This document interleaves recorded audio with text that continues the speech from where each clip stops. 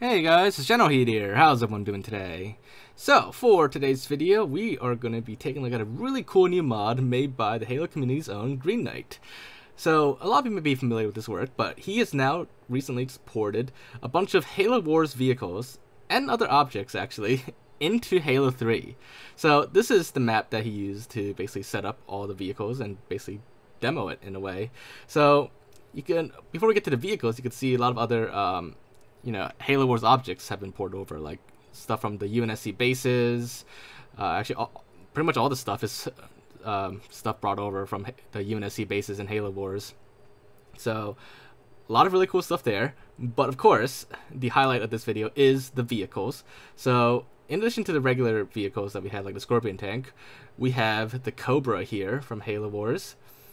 And I'll drive all these vehicles a little bit, but let's just take a look at all of them really quickly. We have the Hawk here. Really cool vehicle, actually. One of my favorite ones, actually. We also have the Jackrabbit here. And as far as the UNSC or human vehicles go, that is all the ones that he's brought over. So let's take a look at the Cobra. So this one's actually really fun to drive as well. Its main weapon is really cool. Like, you can fire like the short bursts there, or you could charge it up and fire like a much stronger burst. And it's a really good anti-vehicle weapon. Next up, we have the Hawk again, and this one, well, I guess it kind of handles like the Hornet in a lot of ways, and it has some similar weapons, but it's obviously a lot more powerful than the Hornet. More missiles, and the turrets on it are a lot more deadly too. Also, in addition to porting over like all these models and vehicles, he also brought over the sound effects too. You might be able to hear him a little bit, but I had the volume kind of low at the time. But it's actually pretty cool. Like, it's not just the vehicles; it's also the sound effects. So it really is a pretty authentic Halo Wars experience. But anyways, right now we have the Jackrabbit here, and now let's go to the other side of the map where the Covenant base is, or the Covenant / Banished base is. So you can see the whole base was imported as well. There's no shield above it, but it is just the base is all there, and you can see a bunch of the Banished and Covenant vehicles from Halo Wars are there. So let's take a look at all the vehicles that were brought over. So you probably have already noticed quite a few very notable ones, very recognizable ones, like the Locust here, fully functional. It even has its beam weapon too, which if you use it like in a custom game, it's actually like very deadly against other vehicles. So it's a very powerful vehicle to use for sure. And like, even though this map is mostly to showcase like all the vehicles, it actually is very fun for like a BTB game. We've actually done like a couple play sessions on it, and it was very fun. And I'll show you some clips of everything in action and gameplay in a little bit. But next up here we have the Marauder, another cool vehicle, especially to have if you have a passenger to get on the turret, because there is a turret, but it's a two-person vehicle for sure. So here is the turret firing of the Marauder. So next up we have the Banished Ghost. So it's pretty much like a regular Ghost, but it has the Banished aesthetics on it, and the red Banished weapons and the red Banished boost effects. And it's yeah, that's what the Banished Ghost is like. And of course we have the Grunt Goblin here. This one is actually a really fun one. It's actually one of my favorite Covenant Covenant vehicles to use from Halo Wars on this map. It has a Needler, it has a melee. It doesn't have the missiles, but it is pretty complete with weapons at the moment. Its Needler is very powerful too. Next up we have the Banished Banshee. Just like the Ghost, it's as far as in-game goes in Halo 3, it pretty much is like the regular Banshee. It's just got the Banished aesthetics and effects on it, so that's what it's like. And for the last vehicle that was brought over from Halo Wars, we have the Vampire.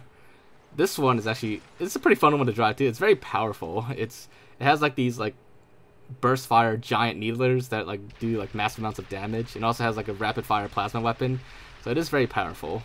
Oh, and also on this map there is this thing here. It's at first I thought it was like a huge like vehicle you could fly around, but it's actually just a Sentinel. I forgot what it was called, but it was a Sentinel from Halo Wars, a Sentinel variant, like a really giant Sentinel. It's I'm drawing a blank on what it was called, but for those of you who recognize it and know what it's called, just, you know, feel free to remind me in the comments down below, and let others know as well. But it is a really cool vehicle that's brought over too, but it's not drivable, unfortunately. It's not destructible either, or destroyable.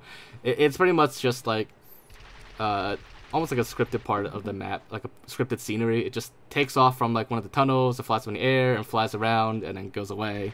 And then it just repeats that. So unfortunately, you can't really do anything with it. You can't destroy it. You can't stop it. You know, I tried to stop it there with the vampire, but, you know, it didn't work. So, yeah, that's all the vehicles and all the scenery and objects that were brought over from Halo Wars 2. So, like I said, even though this map is showcasing a lot of that stuff, it's also really fun for custom games, especially like big team battle. It's the map itself is called Frontier, and it's actually pretty fun. And we had like a game there with a bunch of other people this one night, and it was really fun. Although with the way the map was set up, it was actually kind of imbalanced in favor of the UNSC. Like you can see the score here. We were actually losing at first, and it took us a little bit to catch up.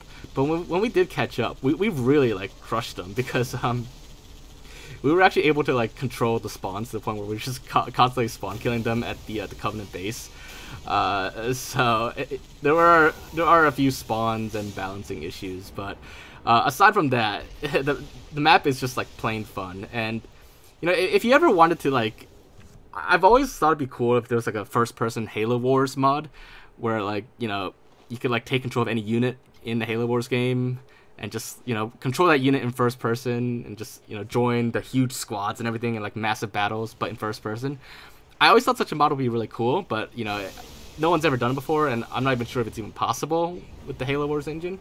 But because all these vehicles and everything have been brought over to Halo 3, right now this mod is probably the closest thing we'll ever get, probably, or at least what we'll get for a while, to like an actual first-person Halo Wars mod.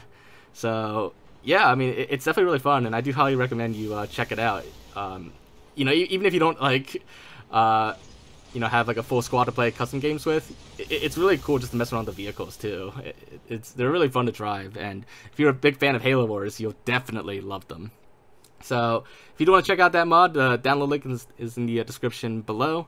But aside from that, that about wraps up for this video. So hopefully you guys enjoyed this video, and if you did, then as always, make sure to leave a like, leave thoughts in the comments. Anything else you want to check out, look into, any other mods you want me to, you know, showcase or review, just let me know in the comments down below. But aside from that, if you haven't already, make sure to subscribe to my channel, and I will see you all next time. Bye guys.